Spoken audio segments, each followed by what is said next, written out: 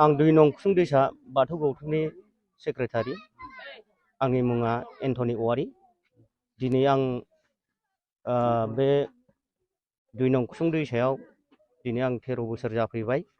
बिनि सिगां बे जायगायाव संसार जाखानाय आंनि मानगोनां आइ आफा बिदा फंबाय गासिबो बिथांमोना गोदोनिफ्रायनो जोंनि बे 2 नं कुसुंदैसा गामियावहाय लोखि गार्जा फुजा होयो, बाथौ फुजा होयो, हामबाय फुजा होयो। दिनै आं मा बुंनो, आं देग्लायजों बोसोरथाम सलायनो मोनबाय सेक्रेटारि जानानै। दा आं बेखौनो बुंनो लुगैयो, दिनै जोङो आंनि थाबायनाय समाव दिनै गभर्नमेन्ट रेजिस्टार जाबाय जोंनि बे 2 नं कुसुंदैसा बाथौ गौथुमा। दा जोङो माखासे खोथाफोरखौ बुंनो थाङोब्ला दिनै जोङो गभर्नमेन्ट रेजिस्टार जानाय हिसाबै जोंहा माखासे थाखा फैसानि मोननांगौ मोनथाय सरकारनिफ्राय थायो। जेरैहाय जोंहा आसाम दर्शन स्किम। दा जोंहा आसाम दर्शन स्किमखौ जोङो फर्म फिलआप खालामजोब्बाय, थाबायखांबाय। दा जोङो नैबे फेब्रुवारि मासाव मोननो गोनां दंमोन, मोनगोन ना मोना। ओंखायनो नोंथांमोननि बे मिडियानि गेजेरजों जाहाथे सरकारनि सायाव मिथिहैनाय जायो, बा बिथांमोनहा जोंनि बे 2 नं कुसुंदैसा बाथौ गौथुमखौ जों माबा मोनसे रांनि बेला सुबिदा मोनोबा जोङो मन्दिरफोर मोजां बानायनानै लानो हायो, बा जोंनि दामग्रा देग्रा माखासे आगजुफोर जों बेखौ बायनानै लानो हायो।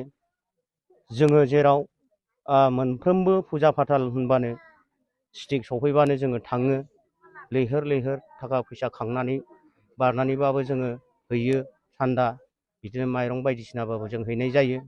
दा ओंखायनो नोंथांमोननि बे मिडियानि गेजेरजों जोंनि बे 2 नं कुसुंदैसा बाथौ गौथुमाबो जाहाथे सरकारा अननानै जोंनो बे स्किम प्रसेसफोरखौ खालामना हरो, आं बेखिनिखौनो नोंथांमोननि मिडियानि गेजेरजों बुंबाय। गोजोन्थों। गारजा हिसाबै खनबेसे होनाय जाखो नोंनि मिथिनायाव?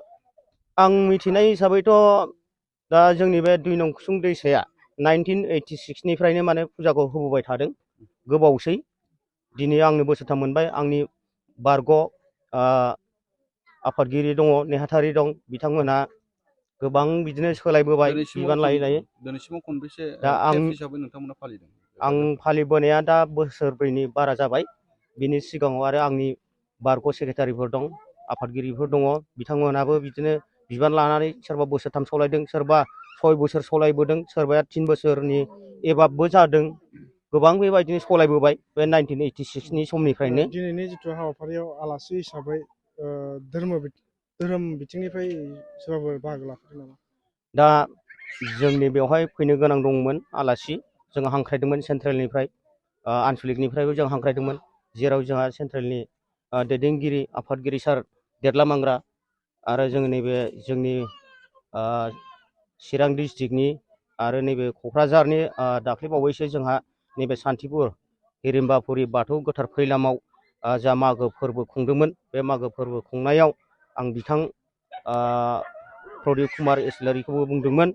लोगोसे नैबे जोंहा माबानि मा होनना बुङो, सेरफांगुरि रामफलनि बिथांखौबो आङो खावलायदोंमोन।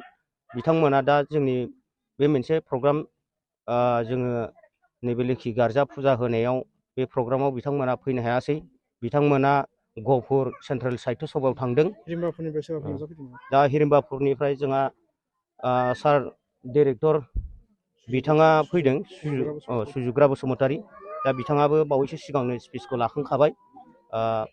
बिथाङा गावनि धोरोमनि बेलायावहाय बा जोंनि बे माखासे 2 नं कुसुंदैसानि सिबिनाय बावनायफोरखौ मोजां मोनबाय, बा बिथांनि दारैनो जोङो नैबे जोंनि जिथु सरकार रेजिस्टार खालामनाय, दा बिथां जा सुजुगोरायानो बानायदों, बेनिखायनो आंबो मोजां मोनदों। दा नोंथांमोनखौबो जाहाथे जोङो जोंनि बे 2 नं कुसुंदैसा बाथौ गौथुम आफादा मोजाङै मोजां जों सोलिलांबाय थानो हायो। जों लाइमोनफोरखौबो बेबायदिनो खावलायबाय थादों, जाहाथे जों साबसिननिख्रुइ साबसिन खालामलांनो हायो। होनबासो जोङो जौगाथायखौ मोनगोन, होनबासो जोंनि माखासे मावनांगौ दांनांगौ साननाय हाबाफारिफ्रा जाफुंलांगोन। बेखिनिखौनो बुंनानै आंनि बिबुंथिखौ आं बेखिनियावनो दोनथ'बाय रायजोफोर।